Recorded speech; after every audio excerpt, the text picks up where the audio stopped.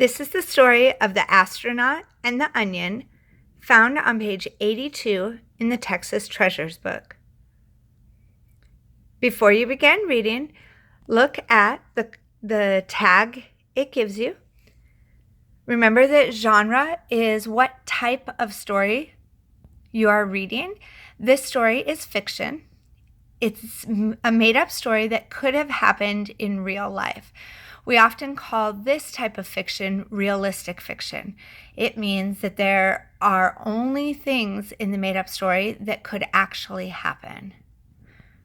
One of the things to think about while you're reading is your characters. You may or may not be using a character web, but you should be thinking about this as you're reading. So, as you find the main characters, you would think of their name, and then as you read about one of their traits, you would be keeping that in your mind. If you have a chart, you would fill it out. If not, you would be remembering it. It says, read to find out. You're setting the purpose for your reading. How does a trip to the supermarket change Gloria? So as you read, you should be thinking about that question, knowing that now one of the main characters' names is Gloria. So this is The Astronaut and the Onion, written by Anne Cameron and illustrated by Anna Rich. My mother was making spaghetti sauce. She said, "Gloria, honey, would you go buy me an onion?" "Sure," I said. She gave me some money, and I went. The store was crowded with old people holding tightly to their shopping carts, little kids hollering to their parents for candy, and lots of people staring at shopping lists and blocking the aisles. I ducked around all the carts and went to the back where the vegetables are.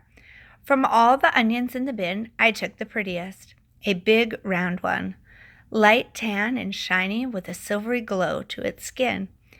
I carried it to the express checkout and stood at the end of a very long line. Next to me, there was a giant Birkbee's baby food display. It was like a wall of glass and taller than I am. All the little jars were stacked up to look like a castle with pennants that say baby power sticking out above the castle doorways and windows. At the top, there was a high tower with a red and white flag that said Birkbee's builds better babies. I started counting the jars, but when I got to 346, I gave up. There must have been at least 1,000. Look at the word display. If you didn't know what that word already meant, you could look at the picture. There's something there that looks like a castle. And you can see that after she says that there was the giant Birkbee's baby food display, it was like a wall of glass and taller than I am. All the little jars were stacked up to look like a castle. So you can make an inference about what display is if you were not sure. Take a look at the picture again. Back to the story. The checkout line didn't move. To pass the time, I started tossing my onion from hand to hand. I tried to improve and make my throws harder to catch. A woman wearing a sky blue jogging suit got in line behind me. She was holding a cereal box. She smiled at me and I smiled back. I decided to show her what a really good catcher I am. I made a wild and daring onion throw.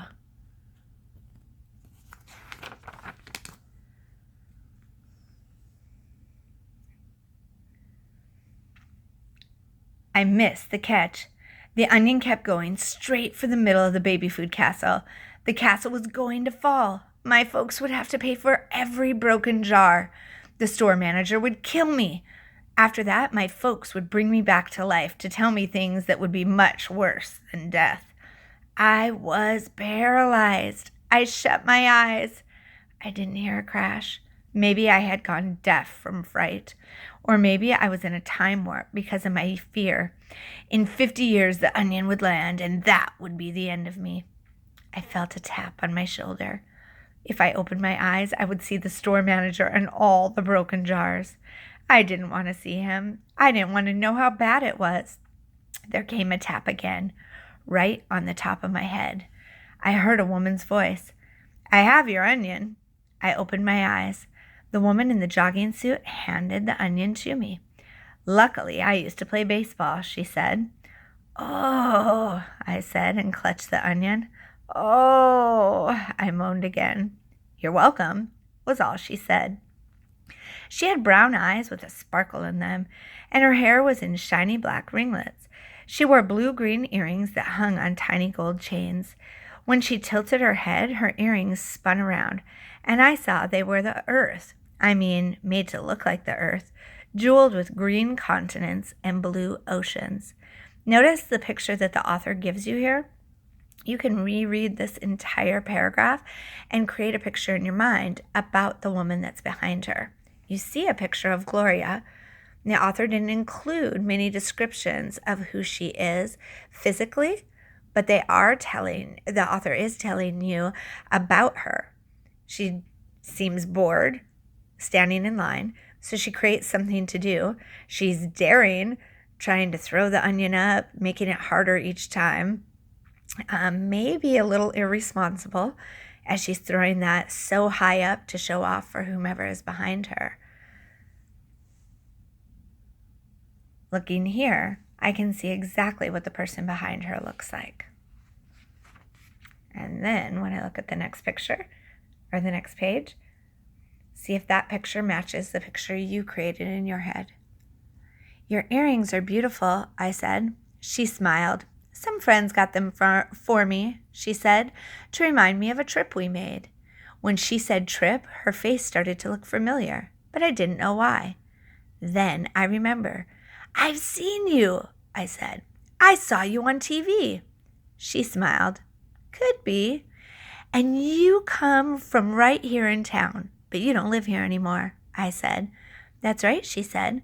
"And you aren't you Dr. Grace Street, the astronaut?" She tilted her head, and the little earths on both of her ears spun around. "That's me," she said. I was amazed because I never thought I would meet a famous person in my life, and yet one was right beside me in the supermarket, and I myself, Gloria Jones, was talking to her, all because of my onion throw. "We learned about the space station in school last year," I said. "You were up there orbiting the Earth." "My team and I were there," Dr. Street said. "What is space like?" "You know," she said. "How could I know?" I said. "We're always in space," Dr. Street said. "We're in space right now." "Yes," I said, "but what was it like out there, where you went? Out there it must seem different." "Do you really want to know?" she asked, and I said yes. The most awesome part was when we had to fix things on the outside of the station. We got our jobs done and floated in our spacesuits, staring out into the universe. There were zillions of stars in space, deep and black, but it didn't seem exactly empty. It seemed to be calling us to go on an endless journey that was very scary. As I read that paragraph, there is a picture that the author is beginning to create. The illustrator created a picture, but my picture does not look like that. That's a very up-close picture. I know that I've seen pictures of real astronauts or video clips of them, and I have a picture in my mind of their aircraft or their shuttle looking like what I saw in the other pictures that I've seen. And then the author tells me there were zillions of stars in space, deep and black, but it didn't seem exactly empty. So I've created a different picture in my mind of all of the stars out there.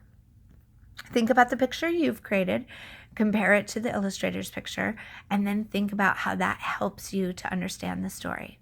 We'll start again right here. So we turned and looked at the Earth. We were 200 miles above it. We saw enormous swirls of clouds and the glow of snowfields at the poles. We saw water like a giant blue cradle for the land. One big ocean, not oceans. The Earth isn't really chopped up into countries either. Up there you see it as one great big powerful living being that knows a lot more than we do. "What does it know?" I said. "It knows how to be Earth," Dr. Street said, "and that's a lot." I tried to imagine everything she had seen. It gave me a shiver. I wish I could see what you saw, I said. I'd like to be an astronaut. Of course, probably I couldn't. Dr. Street frowned. Why do you say probably I couldn't? Practically nobody gets to do that, I said. You might be one of those people who do, she said, but you'll never do anything you want to do if you keep saying, probably I couldn't. But maybe I can't, I protested. I looked down at my onion. I didn't think a very poor onion thrower had a chance to be an astronaut. Dr. Street looked at my onion too. It was a good throw, just a bad catch, she said. Anyhow, saying maybe I can't is different. It's okay. It's realistic. You can see the word real in there, so I can make a prediction that that word has something to do with things being real. Even I can't can be a good, sensible thing to say. It makes life simpler. When you really know you can't do one thing, that leaves you time to try some of the rest. But when you don't even know what you can do, telling yourself, probably I couldn't, will stop you before you even start. It's paralyzing. You don't want to be paralyzed, do you? I just was paralyzed, I said. A minute ago, when I threw my onion, I didn't enjoy it one bit. So if you haven't figured out what paralyzed means, then you can think back to what happened a minute ago when I threw my onion. I didn't enjoy it one bit. Think back to what happened to her. Look back at the picture. Remember that this is the thought in her head, that the onion had hit all the jars. She was thinking, my folks would have to pay for every broken jar. The store manager would kill me. I was paralyzed. I shut my eyes. I didn't hear a crash. If you still can't figure out what the word means, when you're done reading, you should use your glossary to check the actual definition. You've looked it up before you read this story, but it may have been a while. But check the definition afterwards. But at this point, you should have an idea that when she said I was just paralyzed a minute ago when I threw my onion, she couldn't do anything. She was scared. She was nervous that she was about to break everything. So back to reading right here. If you don't want to be paralyzed, Dr. Street said, be careful what you tell yourself, because whatever you tell yourself, you're very likely to believe. I thought about what she said. If maybe I could be an astronaut, I asked, how would I get to be one? You need to do well in school, she said, and you need to tame your fears, not get rid of them. Just tame them. The line moved forward suddenly, and we moved up. Maybe the people in line behind us thought Dr. Street and I were mother and daughter, having a serious conversation, because they left some space around us. How does a person tame fears? By doing things that are difficult and succeeding, Dr. Street said. That's how you learn you can count on yourself. That's how you get confidence. But even then, you keep a little bit of fear inside, a fear that keeps you careful. Check right here. What character traits does Dr. Street have that tell you how she reacts in space?